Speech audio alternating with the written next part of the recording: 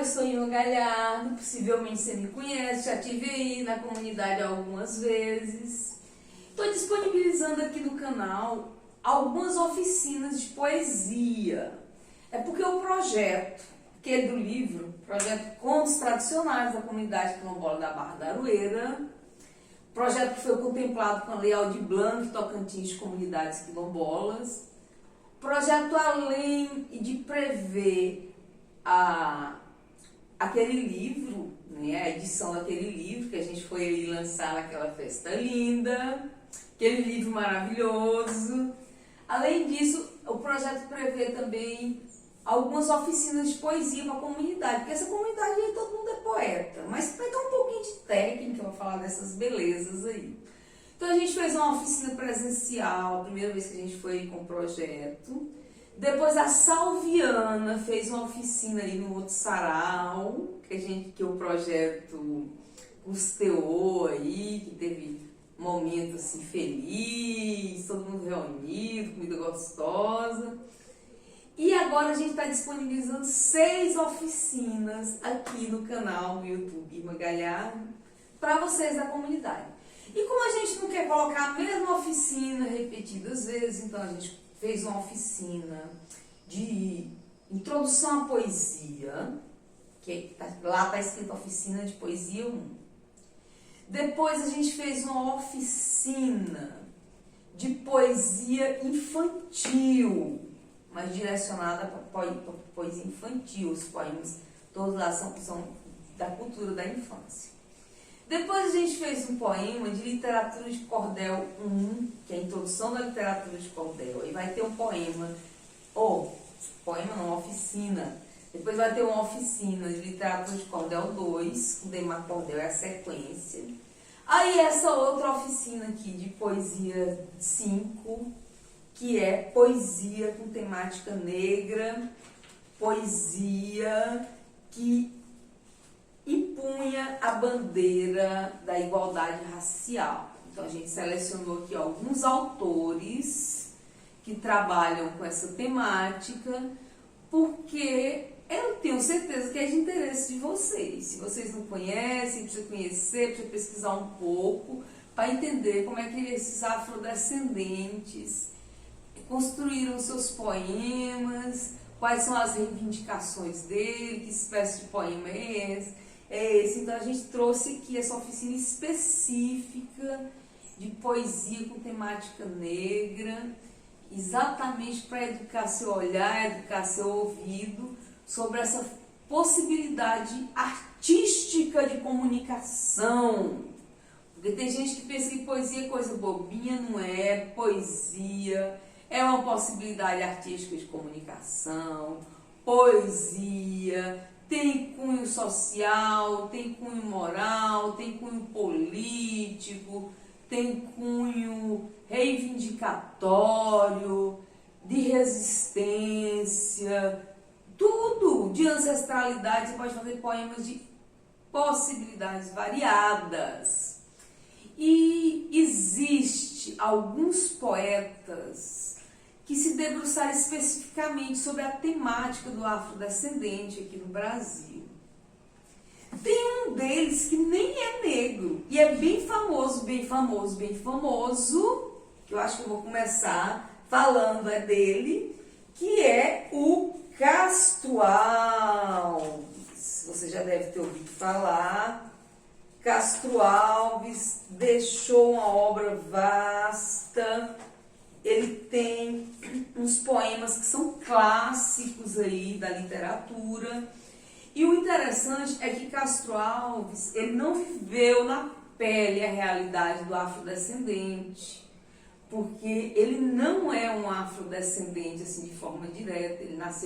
Ele veio de uma família rica, o pai dele era médico, ele veio de uma família tradicional, nunca precisou sofrer, pôde ir nas boas escolas. Quando ele tinha 16 anos, ele já foi estudar, foi morar fora, o pai pagava tudo. Ele estudou na Faculdade de Direito de Recife, que era só quem tinha muito dinheiro que conseguia botar um filho lá, porque o estudo era muito elevado, tinha que ter feito boas escolas antes para poder chegar lá. e tinha que ter dinheiro para bancar as despesas também, assim, de um estudante no curso desse, na capital, que tinha que manter um status, tinha que ter roupa especial, sapato especial, lugar de coisa, tudo era muito especial, porque ele era o futuro doutor, naquela época quase não tinha advogado aqui no Brasil. Então, Castro Alves, ele foi um dos poetas assim, mais famosos, mais influentes da época do romantismo. E o interessante, o curioso, é que ele viveu pouquíssimo, ele morreu muito jovem. Castro Alves morreu com 24 anos, vocês acreditam? E mesmo assim, ele deixou uma obra tão vasta e tão significativa para a causa do afrodescendente. Porque naquela época, ninguém estava preocupado com a situação do afrodescendente. Todo mundo achava a escravidão normal. Racismo era a coisa mais natural do mundo. Eles não conseguiam ver um negro como uma pessoa igual a eles. Eles se achavam superior. A gente, essa época que eu estou falando, século XIX, a nossa sociedade ainda era extremamente racista. Hoje, século XXI, ainda é. Imagina o século XIX, gente. Extremamente racista. E Castro Alves, ele foi essa pessoa que abraçou a causa do negro, mesmo sendo rico, e ele foi contra os escravocratas, ele foi contra os senhores de escravo, aquelas pessoas que achavam normal escravizar o africano e o afrodescendente. Então, Castro Alves, ainda no século XIX, escreveu muita coisa linda. Eu vou ler, eu trouxe algumas coisas dele aqui. O mais famoso, você sabe que é Vozes da África, né? Vozes da África e Navios Negreiros. Ave Maria, a gente chega a arrepia. Mas essa aqui também, ó, é bem famosa. Ele escreveu ela em 1863. 1863. Presta atenção, ó. O nome do poema é A Canção do Africano. Lá na úmida senzala, sentada na estreita sala, junto ao braseiro no chão, entoa o escravo seu canto, e ao cantar, correm-me em prantos saudades do seu torrão. De um lado, uma negra escrava, os olhos no filho crava que tem no colo a embalar. E a minha voz lá responde, ao canto e o filhinho esconde, talvez para não escutar. Minha terra é lá bem longe das bandas de onde o sol vem. Esta terra é mais bonita, mas a outra eu quero bem. O sol faz lá tudo em fogo, faz em brasa toda a areia. Ninguém sabe como é belo ver de tarde a papa ceia. Aquelas terras tão grandes, tão compridas como o mar, com suas poucas palmeiras, dão vontade de pensar. Lá todos vivem felizes, todos dançam no terreiro. A gente lá não se vende como aqui só por dinheiro. O escravo calou a fala, porque na última senzala o fogo estava a apagar. E a escrava acabou o seu canto, para não acordar com pranto o seu filhinho a sonhar. O escravo então foi deitar-se, pois tinha que levantar-se bem antes do sol nascer. E se tardasse, coitado, teria de ser surrado, pois bastava escravo ser. E a cativa desgraçada deita seu filho calada e põe-se triste a beijá-lo, talvez temendo que o dono não viesse em meio do sono de seus braços arrancá-lo. Então Castro Alves, ele era uma pessoa que não era escravo e ele lutava pela causa abolicionista. Ele é um dos poetas abolicionistas, dos poetas que revolucionaram o seu tempo por abraçar a causa da abolição da escravidão. Castro Alves era tido por... Os donos de escravos achavam que aquilo era arroubos da juventude, achavam que ele era um louco, não podia libertar a escravidão, libertar esses escravos, porque quem é que ia cuidar das terras, quem é que ia fazer o trabalho dos escravos? E ele não era bem visto, naturalmente, né? Se ele defendia essa causa, ele não era bem visto.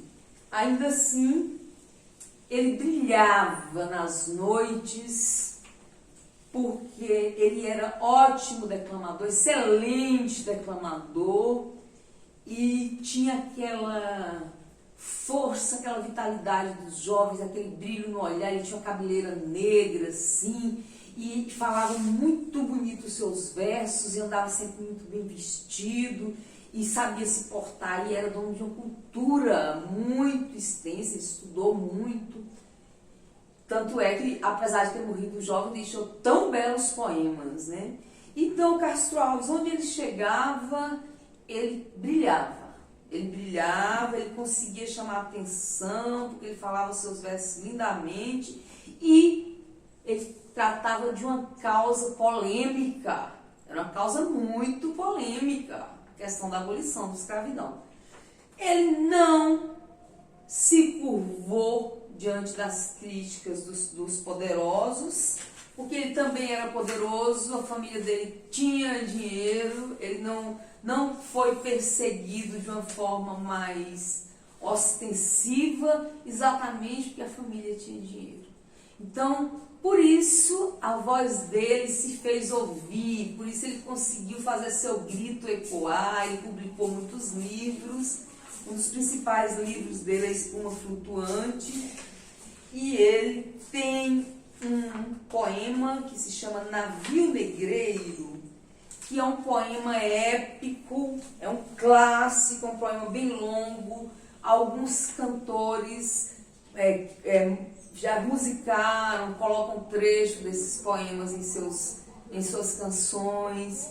Como o poema é muito grande, geralmente as pessoas não falam tudo, falam só trechos, e tem trechos que são belíssimos, que são impactantes, você chega e fica sem fôlego, porque ele conta a travessia, ele conta a realidade dos porões, dos navios negreiros. Então, ele fala da dor daqueles africanos que foram violentamente arrancados dos seus continentes e trazidos nesses porões em condições insalubres, trazidos com coisas sem nenhuma forma de respeito. E o Castro Alves soube falar disso com muita propriedade e com muito lirismo. Ele falou de uma forma muito poética, porque ele colocou em forma de poesia, mas ele colocou lirismo também, tem muito encantamento, não é só o formato que é em verso. Então o Castro Alves se eternizou nesse poema, O Navio Negreiro, e nos outros também, mas esse é a principal, assim, segundo a crítica literária, é a obra suprema dele, a obra mater, como a gente costuma falar. Eu vou ler alguns trechos, que como eu disse é longo, mas eu vou ler o iniciozinho e alguns trechos assim que são mais impactantes para você conhecer um pouco desse poeta genial, desse poeta que viveu apenas 24 anos, que morreu exatamente em consequência da falta da penicilina. Quando Castro Alves ficou doente, não existia penicilina ainda, a penicilina não tinha sido descoberta. E ele pegou a infecção de um tiro acidental que ele sofreu em sua perna, ele tinha que caçar, e acabou atirando acidentalmente na própria perna, e isso infeccionou, e ele já tinha um quadro, já vinha com um quadro de tuberculose. Os jovens daquela época, muitos deles morreram de tuberculose pela falta da penicilina, e pelos excessos da juventude, né? Viviam à noite, bebiam. E então Castro Alves era também uma pessoa, assim como, né, um poeta maldito. Os poetas dessa geração que morreram assim, geralmente são nomeados de poetas malditos. Isso mais lá para Paris, né, para a França, que no Brasil não se identifica tanto assim esses poetas, mas é dessa geração aproximadamente. E é em consequência da falta da penicilina, a morte do Castro Alves. Então esse tiro acabou infeccionando e a tuberculose foi agravada, ele ficou muito doente, ele chegou a amputar o pé, um pedaço da perna, mas não acabou morrendo aos 24 anos. Debilitou demais, e a falta da penicilina, porque se tivesse um antibiótico, tinha curado a infecção e ele tinha sobrevivido, como Manuel Bandeira, que foi um poeta que também sofreu a tuberculose, teve sua mãe, seu pai e sua irmã mortos pela tuberculose. No entanto, ele conseguiu sobreviver, fez tratamento na Suíça e conseguiu esperar a chegada da penicilina, porque ele já morreu bem depois, quando já existia, ele sobreviveu. O Bandeira deixou muita coisa maravilhosa, graças à sua sobrevivência, né, à sua sobrevida, como ele mesmo dizia. E o Castro Alves não teve essa sorte, né, é uma tristeza para nós, porque se ele morreu com 24 anos e deixou essa obra tão vasta, imagine se ele tivesse conseguido viver 80 anos, se ele, né, morrer com bem mais idade, como tantos outros poetas queridos que conseguiram nos presentear com obra bem mais extensa. Então eu vou ler aqui o trecho de Navio Negreiro, como prometido. Olha aqui.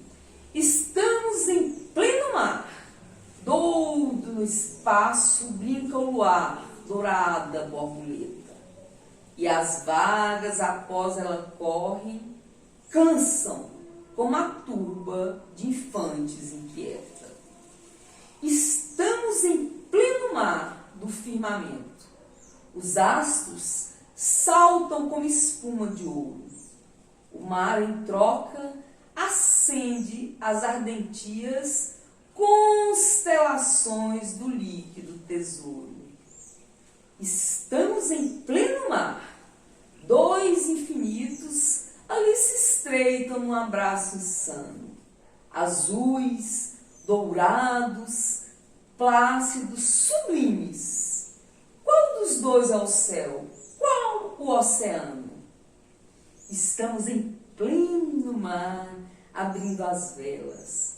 Ao ar quente, arfadas virações marinhas, veleiro briga e corre a flor dos mares, como roçam na vaga as andorinhas.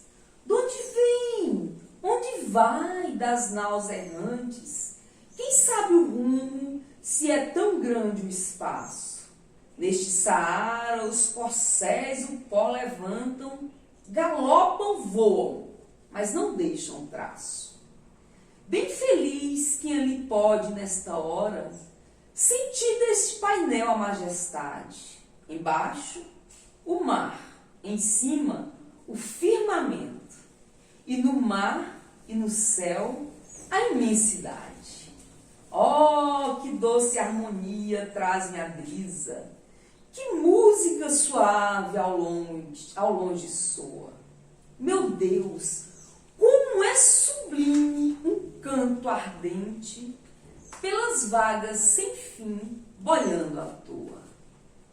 Homens do mar, ó rudes marinheiros, tostados pelo sol dos quatro mundos. Crianças que a procela acalentara no berços destes pélegos profundos.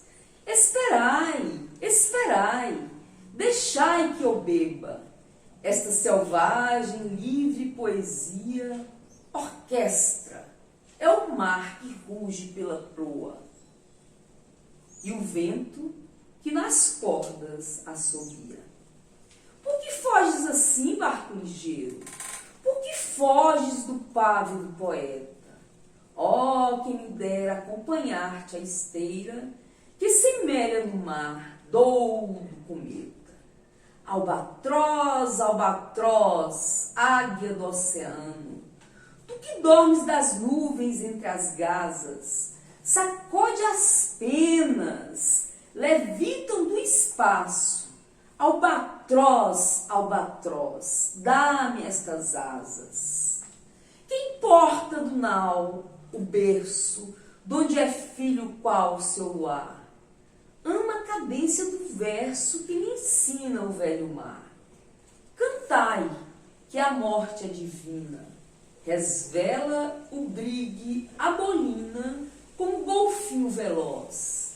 Preso ao mastro da mezena, saudosa bandeira acena, as vagas que deixa após.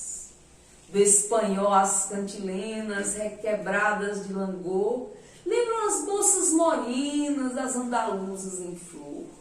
Da Itália, o filho indolente canta Veneza dormente, terra de amor e traição. Ou do Golfo no regaço, relembra os versos de Tasso, junto às lavas do vulcão. Ó inglês, marinheiro frio, que ao nascer no mar se achou, porque a Inglaterra é um navio que Deus na mancha ancorou. Rijo entoa pátrias e glórias, lembrando orgulhoso histórias de Nelson e de Aboukir. O francês predestinado canta os louros do passado e os loureiros do porvir. Os marinheiros helenos que a vaga Jônia criou, belos piratas morenos do mar que Ulisses cortou, homens que Fídias talhara, vão cantando em noite clara versos que Homero gemeu. Nautas de todas as plagas, vós sabeis, achai nas vagas as melodias do céu. Gente, eu me arrepio, que coisa mais linda. Eu fico sem querer parar, eu queria ler tudinho pra vocês, porque é lindo, é maravilhoso. Mas eu vou saltar uma parte, é tudo lindo, eu fico sem saber o que saltar. Mas eu vou saltar uma parte e vou pegar mais a parte que ele fala dos escravos, tá? Quando ele fala assim, era um sonho dantesco, o tombadilho, que das luzernas a vermelho brilho, em sangue a se banhar. Tinir de ferros, estalar de açoites, legiões de homens negros como a noite, horrendos a dançar. Negras mulheres suspendendo as tetas, magras crianças, cujas bocas pretas regam o sangue das mães. Outras moças, mais nuas e espantadas, no turbilhão de espectros arrastadas em ânsias e mágoas vãs. E ri-se a orquestra irônica, estridente, e da ronda fantástica a serpente faz doidas espirais. Se o velho arqueja, se no chão resvela, ouvem-se gritos, o chicote estala, e voam mais e mais. Presa nos elos de uma só cadeia, a multidão faminta cambaleia e chora e dança ali.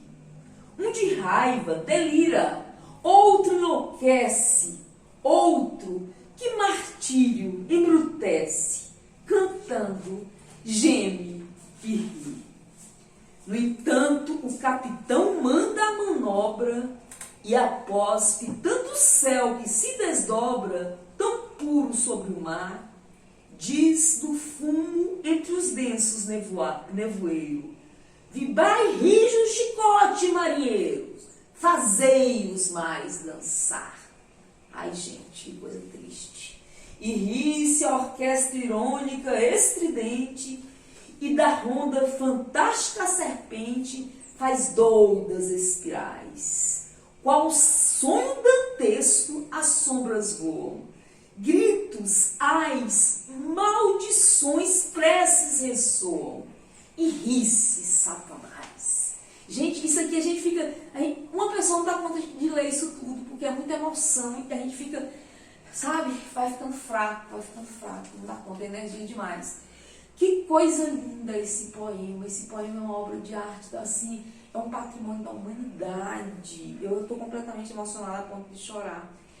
É uma história linda. Vocês viram o quadro que ele traça aqui, quando os marinheiros batiam nos escravos e os obrigavam a dançar, mesmo diante de toda aquela as atrocidades, fome, dor, maltratos de toda sorte. Eles eram obrigados a cantar e dançar ao som do chicote, apanhando até sangrar. As cascatas de sangue brotavam das costas dos negros entre cantos e chibatas. Isso já é outro poema, mas era a realidade na época, né? Aí vou ler só mais um pedacinho, porque é muito lindo. Essa parte aqui é um clássico, ó, é bem famosa, é quando ele clama por Deus, que ele pede piedade, que ele não aguenta mais tanto sofrimento desses navios negreiros. Então, Castro Alves, ele pede, ele clama, assim, ele faz um grito que ele ecoa, né? Ele fala assim: Senhor Deus dos desgraçados, dizei-me vós, Senhor Deus, se é loucura ou se é verdade, tanto horror perante os céus. Ó mar, por que não apagas com as esponjas de tuas vagas do teu manto este borrão? Astros, noites, tempestades, rolai das imensidades, varrei os mares, tufão. Quem são esses desgraçados que não encontram em vós mais que o rio calmo da turba que excita a fúria do algoz? Quem são, se a estrela se cala, se a vaga pressa revala como um cúmplice fugaz? Perante a noite confusa, diz Otur, severa musa, musa libérrima, audaz. São os filhos do deserto que a terra esposa a luz, que vivem em campos abertos, a tribo dos homens nus. São os guerreiros ousados que com os tigres mosqueados combatem na solidão. Ontem, simples, fortes, bravos. Hoje, míseros escravos, sem luz, sem ar, sem razão. São mulheres desgraçadas, como Agar foi também, que sedentas, alquebradas, de longe, bem longe vêm, trazendo com tíbios passos, filhos e algemas nos braços, na alma, lágrimas e fel. Como Agar sofrendo tanto, que nem o leite do pranto tem para dar para Ismael. Lá nas areias infindas das palmeiras do país, nasceram crianças lindas, viveram moças gentis. Passa um dia a caravana, quando a virgem na cabana cisma da noite nos véus. Adeus, ó choça do monte, adeus, palmeira da fonte, adeus, amores, adeus. Gente, eu confesso para vocês que eu fico fraca quando eu falo esses versos. É muita energia contida em cada palavra, é muita beleza, é muita emoção, é muito sentimento, é muita história. É uma coisa, é perfeita, é maravilhoso. Veja o poema todo, porque ele conta uma história com muita emoção, ele mostra a realidade de um povo, de uma época, ele mostra uma parte da nossa história do Brasil que nós precisamos conhecer para nos envergonhar, para nos redimir, para fazer com que mais políticas públicas sejam criadas para que o afrodescendente seja minimamente indenizado por tanto sofrimento, por tanta violência, por tanta dor. Vocês viram a força desses versos desses versos do Castro Alves. Você imagina o quanto esse poema impactou ainda no século XIX. Você imagina quando esse poema foi escrito, o quanto ele causou um turbilhão, porque os negros se viram representados, os afrodescendentes se viram representados, sentiram que não estavam sós na luta, que tinha alguém letrado, alguém com poder de fala que estava lá gritando por eles, porque esse poema aqui é um lamento, é um grito profundo de dor, mas um grito retumbante. Esse poema, ele vem ecoando por muito tempo. Então, na época, ele fez um efeito muito grande, ele muito contribuiu aí nesse processo abolicionista. Pena que o Castro Alves morreu cedo e não pôde contribuir mais. Possivelmente ele teria lutado por uma forma de indenização para com o afrodescendente, ele teria lutado pelo menos por terras para o afrodescendente, que foi liberto e entregue à própria sorte para sofrer, porque não tinha para onde ir, não tinha como viver. Então, vocês sabem que o ser humano precisa se manter, precisa comer, senão ele morre, ele precisa ter um lugar para ele viver. Ele é humano. E quando aconteceu a abolição da escravidão, eles foram jogados à própria sorte. Possivelmente, se o nosso Castro Alves estivesse acompanhando esse processo aí, seria, diferente, mas ele morreu muito jovem e não pôde contribuir mais. Mas esse poema é uma contribuição perfeita, linda demais, Ele tem Vozes da África, que é muito lindo também, que tem umas coisas maravilhosas. Eu acabei me emocionando, com o poema. Mas olha aqui, tem mais um poema dele que é bem bonito, que é Tragédia no Lar. Esse também é um clássico, ele foi escrito em 1865. É pequenininho, eu vou ler o clássico, Tragédia no Lar. Na senzala úmida, estreita, brilha a chama da candeia, no sapé se esgueira o vento e a luz da fogueira ateia. Junto ao fogo, uma africana, sentada, o filho embalando, vai lentamente cantando a tirana indolente, repassada de aflição, e o menino ri, contente, mas treme e grita gelado, se nas palhas do telhado ruge o vento do sertão. Se o canto para o momento, chora a criança, imprudente, mas continua a cantiga e ri, sem ver o tormento daquele amargo cantar. Ai, triste que enxugas rindo os prantos que vão caindo do fundo materno olhar. E nas mãozinhas brilhantes agita como diamantes os prantos do seu pesar. E a voz, como um soluço lacerante, continua a cantar. Eu sou como a garça triste que mora à beira do rio, as orvalhadas da noite me fazem tremer de frio. Me fazem tremer de frio como os juncos da lagoa, feliz da araponga errante, que é livre, que livre voa. Que é livre, que livre voa para as bandas do seu ninho e nas braunas da tarde canta longe do caminho. Canta longe do caminho por onde o vaqueiro trilha. Se quer descansar as asas, tem a palmeira, a baunilha. Tem a palmeira, a baunilha. Tem o brejo, a lavadeira.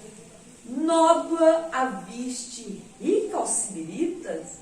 Que importam cantos, se é mais alta a grita das loucas bacanais. Oh, por isso, Maria, vês-me curvo na face do presente escuro e turvo e interrogo por vir. Ou, levantando a voz por sobre os montes, liberdade, pergunto aos horizontes, quando então hás por fim de vir? Por isso, quando vês as belas noites, onde voa a poeira das estrelas e das constelações, eu fito o abismo que aos meus pés fermenta, e onde, como sintelmos da tormenta, fulgem revoluções. 1865. Castro Alves foi esse poeta maravilhoso que deixa a gente assim emocionado, né? Mas tem outros, né? Tem outros, tiveram outros, e tem muita gente boa aí ainda viva que você pode acompanhar. Pô, por exemplo, você viu falar da Conceição Evaristo? Conceição Evaristo tem coisa bonita, tá viva, escreve nas redes sociais, faz não só poesia, como escreve contos, romances. Ela é maravilhosa. Eu vou ler aqui alguns poemas de poetas contemporâneos que escreveram sobre o tema. Ah, não! Antes de ler um poeta contemporâneo, eu vou ler um mais antiguinho. Eu não posso parar. Eu não posso acabar sem ler Cruz e Souza, né? Cruz e Souza. Você já deve ter ouvido falar assim, não, pesquisa aí. Vou ler um poema dele, ó. Livre, ser livre da matéria escrava, arrancar os grilhões que nos flagelam, e livre, penetrar nos dons que selam a alma e lhe emprestam toda a etérea lava. Livre da humana, da terrestre bava, dos corações daninhos que regelam, quando os nossos sentidos se rebelam contra a infâmia bifronte que deprava. Livre, bem livre para andar mais puro, mais junto à natureza e mais seguro do seu amor, de todas as justiças. Livre para sentir a natureza, para gozar na universal grandeza, fecundas e angelicais preguiças. Então o nome do poema é Livre, é do Cruz e Souza, maravilhoso. O Cruz e Souza tem uns versos que eu adoro quando ele fala assim: o ser que é ser transforma tudo em flores, e para afugentar as próprias dores, canta por entre as águas do dilúvio.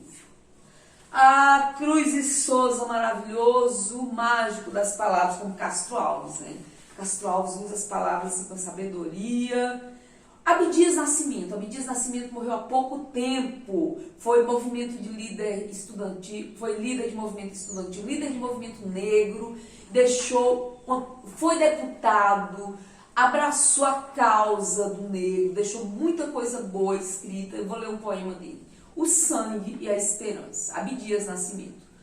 Corre o sangue nas veias, rola o grão das areias, só não corre e rola a esperança. O negro órfão, que só corre e cansa. Cansa do eito, corre das correntes, corre e cansa do bote das serpentes.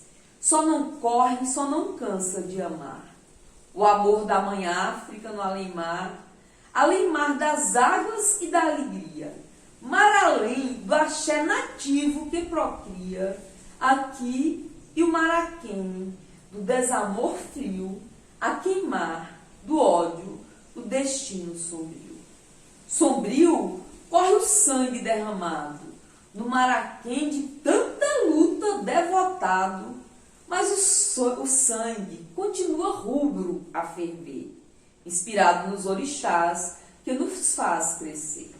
Crescer na esperança do aquém e do além, do continente e da pele de alguém. Lutar é crescer no além e no aquém, afirmando a liberdade da raça. Amém. Abdias Nascimento, você viu aí, né? Tem mais dele? Tem, olha aqui. Olhando no espelho. Ao espelho te vejo, negrinho, te reconheço, garoto negro. Vivemos a mesma infância.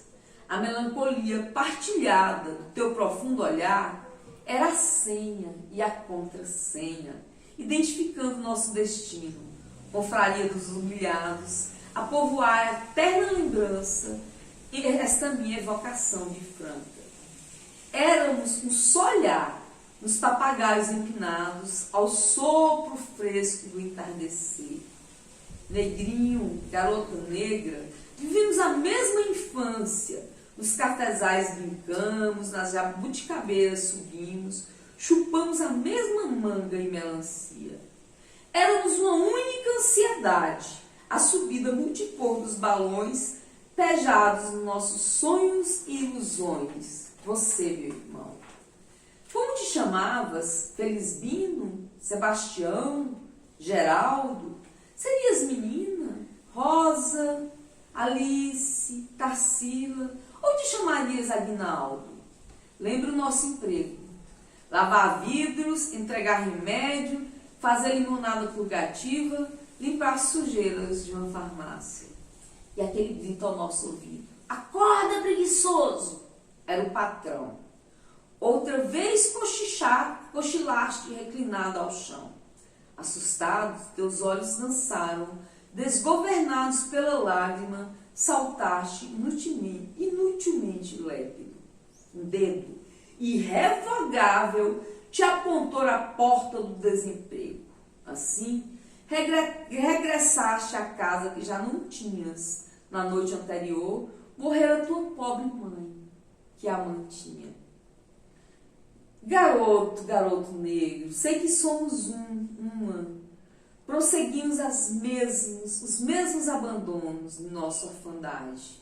Assim, juntos e sem nome, devemos continuar nosso sonho, nosso trabalho, reinventando as nossas letras, recompondo nossos nomes próprios, tecendo os laços firmes nos quais, ao riso alegre do novo dia, enforcaremos os usurpadores de nossas infâncias.